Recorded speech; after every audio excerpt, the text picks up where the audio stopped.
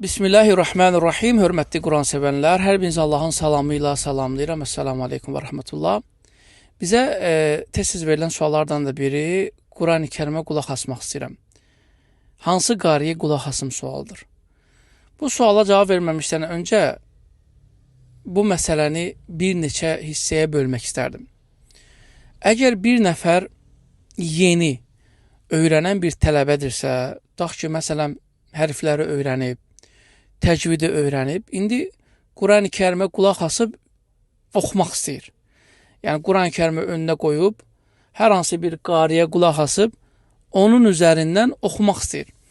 Bu zaman biz ona Şeyx Minşavi, Şeyx Husari, həmçinin Abdülbasit, amma Abdülbasit'in məclislərdə oxuduğu qiraəti yox, onun İzaətül Quran, Quran radiosunda, Qahirənin Quran radiosunda yayımlanan və internetdə də məşhur olan oxunuş forması var.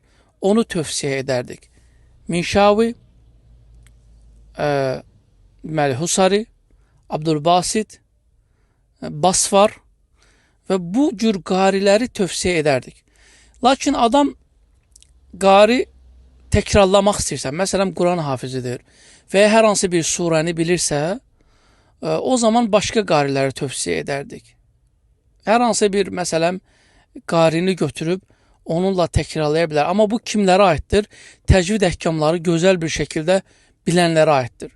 Məsələn, Şeyx Mahir, Məkkənin imamlarından və başqa Sudeys ola bilər və başqa imamları da götürüb ona qulaq asa bilər.